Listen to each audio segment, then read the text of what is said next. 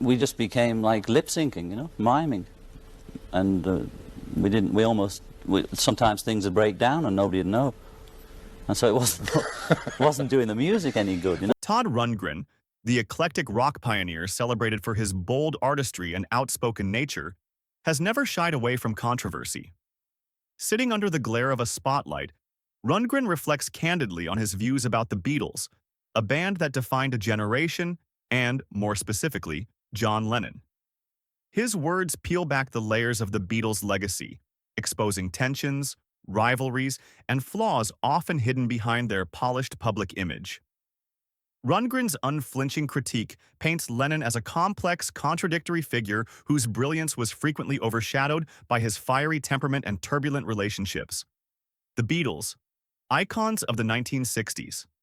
The Beatles' cultural and musical influence in the 1960s is unparalleled.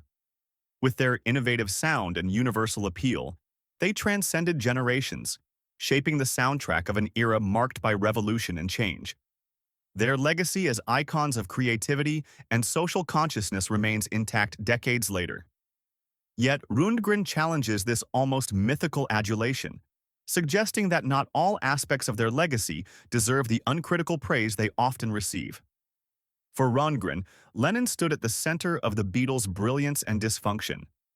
While the band's music symbolized harmony and unity, behind the scenes, it was a different story. According to Rundgren, Lennon's volatile personality and combative tendencies frequently disrupted relationships both within and beyond the band, casting a shadow over their collective genius. A clash of titans, Rundgren and Lennon's feud. By the early 1970s, as Lennon's solo career soared, Todd Rundgren had already carved out a reputation as a fearless innovator, unafraid to voice his opinions. In an interview, Rundgren openly criticized Lennon's solo work, dismissing it as self-indulgent and overly political. Rundgren viewed Lennon's music as too entangled in ego and activism, lacking the innovation and detachment he valued in his own art.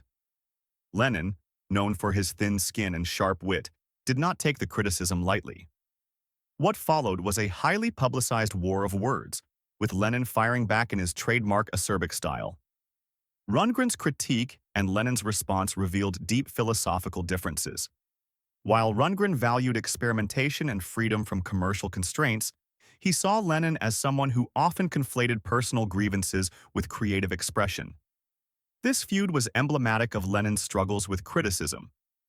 Rundgren describes Lennon as a man who thrived on confrontation but struggled with introspection. Their brief but intense exchange laid bare the contradictions in Lennon's character, a man capable of creating profound, universal art but often consumed by personal battles. Lennon and McCartney, The Great Rift.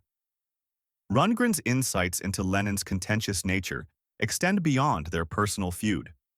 He delves into the famously fraught relationship between Lennon and Paul McCartney, whose creative partnership defined the Beatles. Once inseparable collaborators, the two became adversaries as the band dissolved in 1970. Rundgren sees this breakup as a testament to Lennon's inability to sustain harmonious relationships, even with those closest to him. While McCartney was meticulous, diplomatic, and focused on structure, Lennon was volatile, impulsive, and often cruel. During the band's breakup, Lennon channeled his bitterness into the song "How Do You Sleep?", a scathing attack on McCartney. The track accused McCartney of being shallow and overly commercial, dripping with venom that shocked fans and critics alike. For Rundgren, this was a moment where Lennon's insecurities eclipsed his talent. What could have been a nuanced expression of disappointment became a petty airing of grievances. To Rundgren, Lennon's approach symbolized the darker side of his genius, an inability to balance artistic passion with emotional restraint. Activism, or self-promotion. John Lennon's political activism in the late 1960s and early 1970s positioned him as a symbol of peace and countercultural idealism. Alongside Yoko Ono, Lennon orchestrated events like the famous Bed-Ins for Peace, where the couple invited the press into their hotel room to promote nonviolence. These acts captivated global attention, showcasing Lennon's ability to fuse art, celebrity, and activism into a potent message. However, for Todd Rundgren, these campaigns reflected a deeper duality in Lennon's character.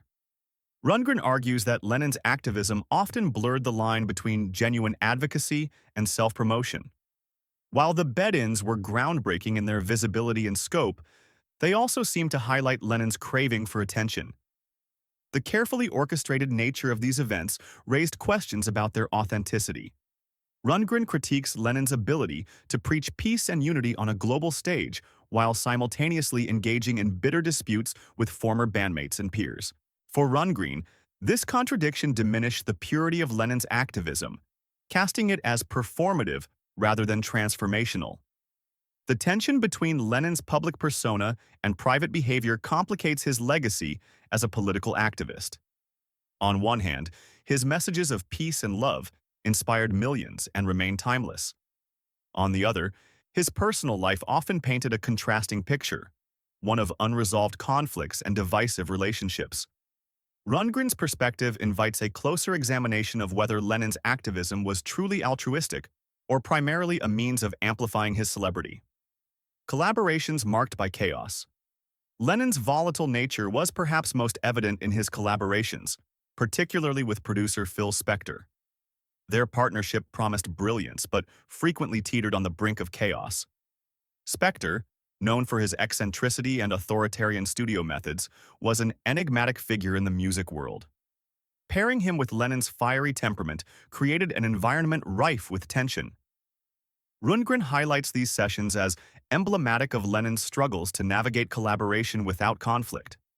Their work together produced notable moments of genius, such as the iconic album Imagine and the chaotic yet celebrated rock and roll. Yet these successes were hard-won, emerging from an atmosphere of explosive arguments and mutual frustration. Spector's erratic behavior, exacerbated by his penchant for unpredictability, often clashed with Lennon's perfectionism, leading to fraught dynamics in the studio. The residue of these tense collaborations extended beyond the music.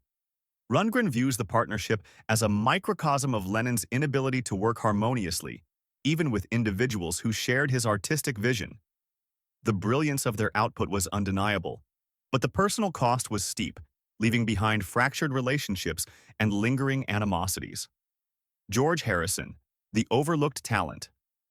Among the most poignant dynamics in Lennon's life was his relationship with George Harrison, the often overlooked Beatle. Harrison, the band's quiet member, was a deeply introspective and spiritual individual whose contributions were frequently overshadowed by the towering personalities of Lennon and Paul McCartney. Rundgren's analysis sheds light on how Lennon's dominant presence marginalized Harrison, sowing seeds of discord within the band. Rundgren portrays Lennon as dismissive of Harrison's ideas, a behavior rooted in Lennon's sharp wit and occasionally cruel humor.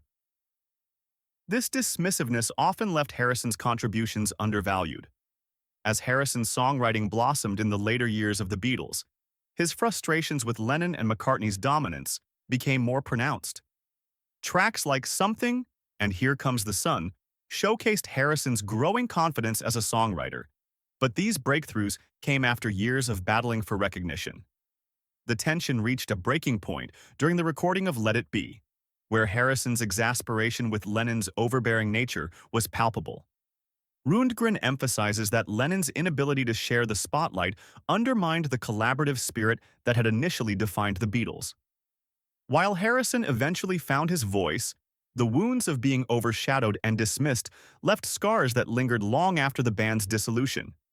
The cost of genius.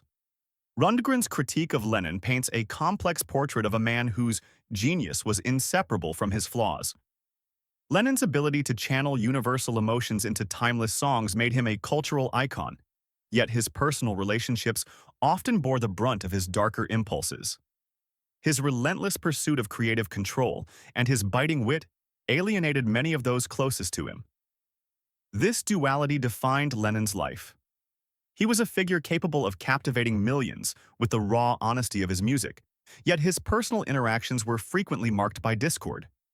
His collaborations, whether with Spector, Harrison, or even McCartney, often dissolved into conflict. While this tension sometimes fueled his creative genius, it also left a trail of strained relationships and unresolved tensions. For Rundgren, Lennon's story serves as a cautionary tale about the cost of genius. It highlights the fragility of relationships in the face of unyielding ambition and the challenges of balancing extraordinary talent with the complexities of human connection. Lennon's legacy remains a testament to his brilliance, but it is also a reminder of the personal and professional toll that such brilliance can exact. A legacy of complexity. For Rundgren, Lennon's legacy is a cautionary tale about the cost of ego and ambition. While his music continues to inspire, the stories of his conflicts serve as a sobering reminder of the human flaws behind the myth. Lennon's contradictions make his story all the more compelling. A dreamer who struggled with cynicism, a voice for peace who often found himself at war with others and himself.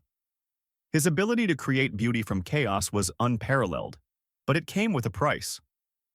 Rundgren's reflections add depth to the mythology of Lennon and the Beatles, offering a nuanced perspective on one of rock's most iconic figures. In the end, Lennon's legacy is a mirror of the man himself. Brilliant, flawed, and unforgettable. His music may have united the world, but the turbulence of his relationships serves as a reminder that greatness is rarely without cost. For every masterpiece Lennon created, there was a trail of discord left in its wake, a testament to the complexities of genius.